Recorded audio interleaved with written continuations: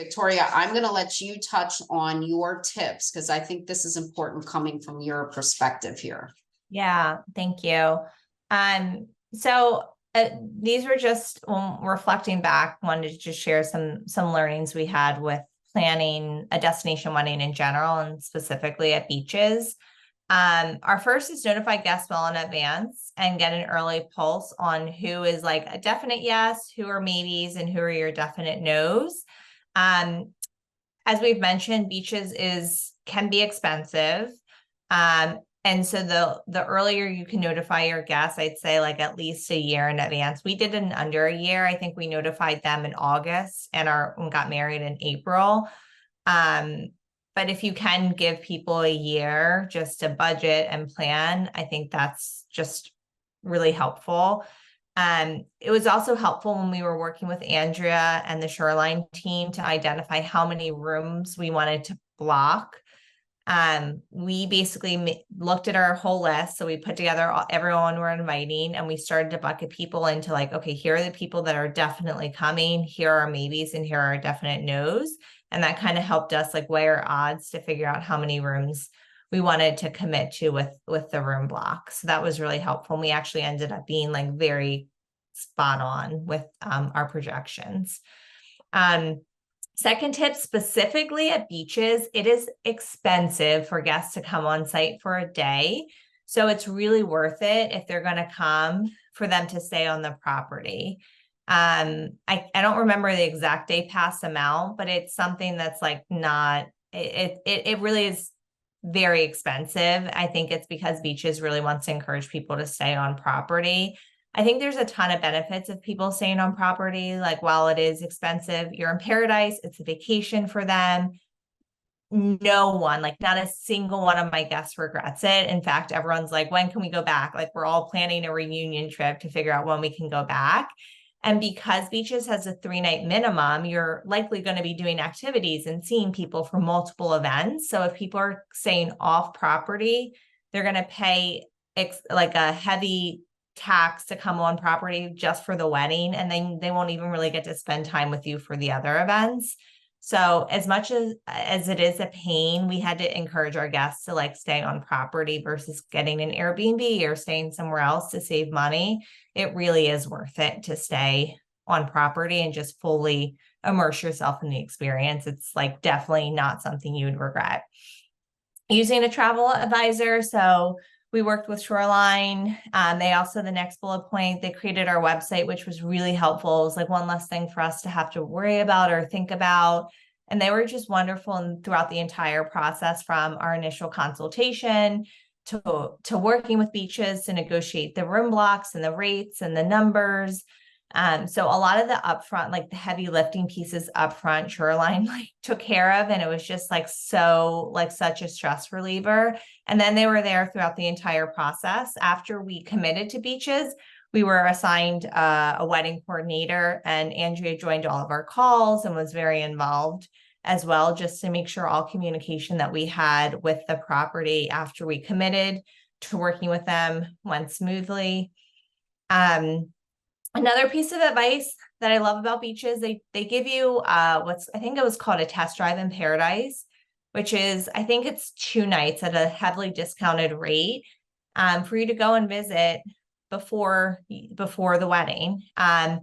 That was great. We had done it after we committed. So we knew we were going to do our wedding at beaches. We went down maybe about 4 months before the wedding, I think in December of last year, before our April wedding. And we just explored the property, and we like figured out our vision, and we figured out where we wanted to get married and where we wanted to do dinners. And that's when we had the idea of like the first night it'd be so fun to do hibachi with everyone and just like high energy. And so the test drive in paradise is great. One of the other things we noticed about beaches is it is a resort, right? So there's lots of people around. And so when the first day we checked in, I kind of had a little bit of anxiety because it just felt like there's people everywhere in their bathing suits and the pools and on the beach. And it was hard for me to envision like what the wedding would be like, and would there be people jumping in and out of our ceremony and things like that. And so one of the things we were intentional about doing was just kind of seeing where people were and what the vibe of the property was around the time we were going to get married. So we knew we were going to do probably around a 5 p.m. ceremony. And it was really helpful for us to see like that was actually a lull time in the day because most people have been out in the sun all day. Most people are going back to their rooms around 4, and then they come back out around 7 or 8 for dinner. And so that time period was really quiet, and that made us feel more comfortable knowing the ceremony wouldn't be at a time where it's like in the middle of the day and people are still sort of splashing around at the pools and at the beach. I love that. I've saved that. Ever when Victoria told me that, I literally was like, that is such a great piece of advice. That again, that's why we do this, and that's why I like to be so involved, because I always get these little tips from brides, and I just think that's such a great piece of advice, that if you are going to go down there, make sure you're walking around during the time of your ceremony and really get a feel for it. So I love that. So thank you. I don't know how that came up in conversation, but you mentioned it to me and I love it. So thank you.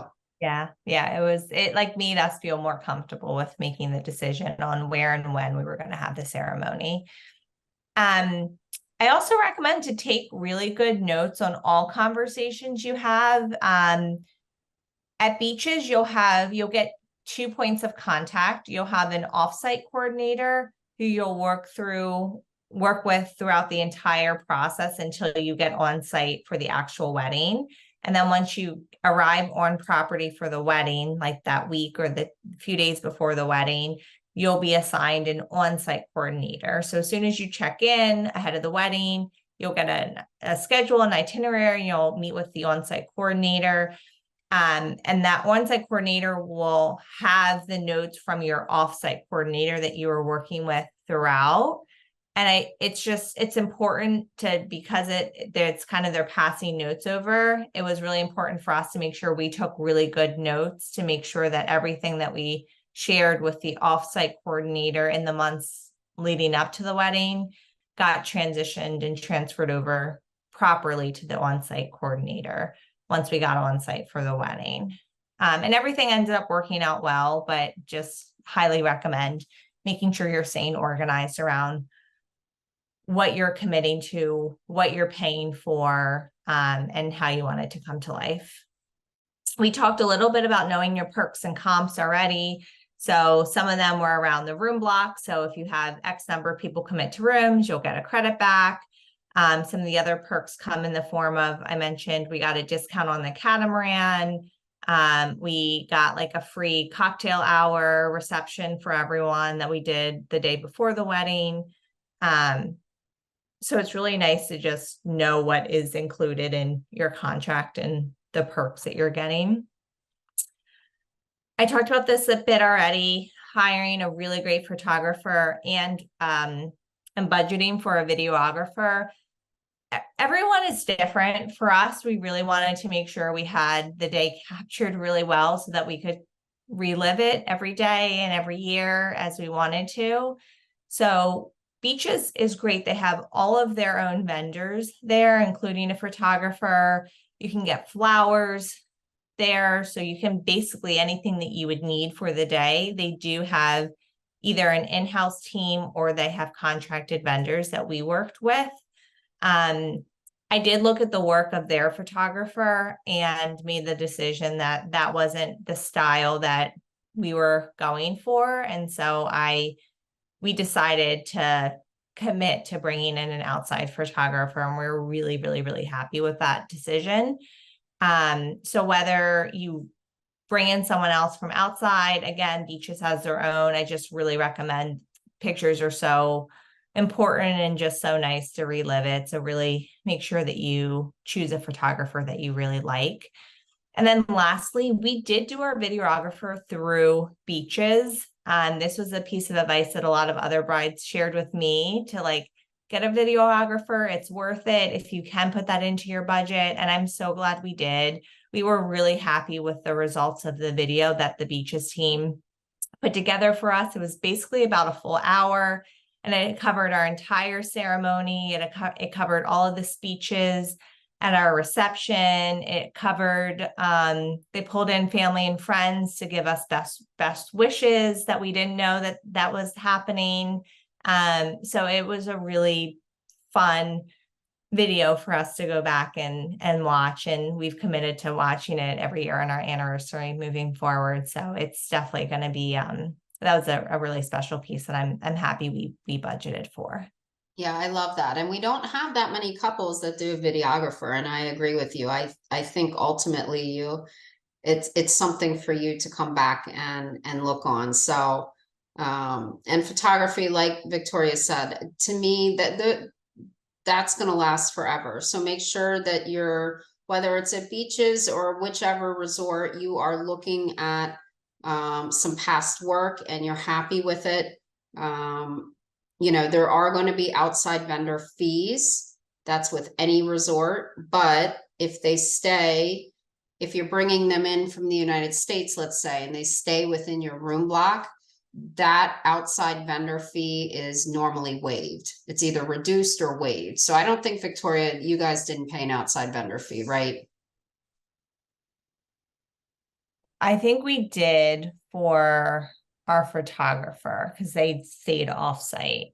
Oh, right. Okay. So, right. If they're staying in the block, if they're staying within the couple's block, then they will normally waive that. But yeah, if you're, whether you're hiring somebody, let's say in Turks and Caicos, obviously they're not going to need to stay in the block, or if they're staying off site, they will charge an outside vendor fee. But again, depending on the pricing, it might work out to be the same or even less. So don't get scared by the outside vendor fee. You have to sort of look at what that vendor is charging plus the vendor fee and make that decision versus whatever the resort is offering.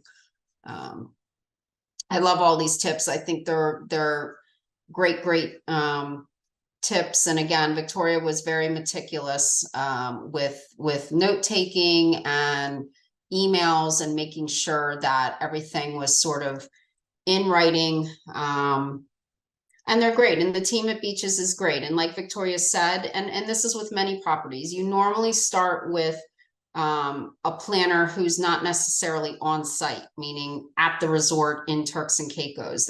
All these these brands are very big. So they have a first planner that you're going to work with. And then I don't know, usually the transition times within 30 days, right at the 30-day mark. It sometimes can take them a little longer, but right around the 30-day mark is when it goes from that first planner over to the team on property to finalize details. So just having your notes, you're obviously going to get updated invoices from Beaches. I remember, we see those all the time where tweaks are made and an updated invoice is sent.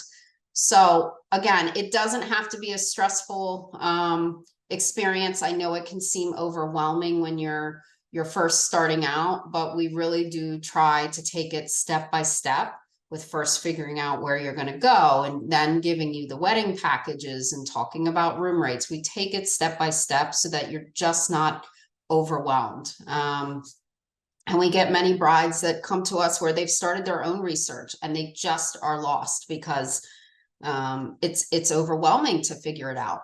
So that's why we're here. We love what we do. I love what I do.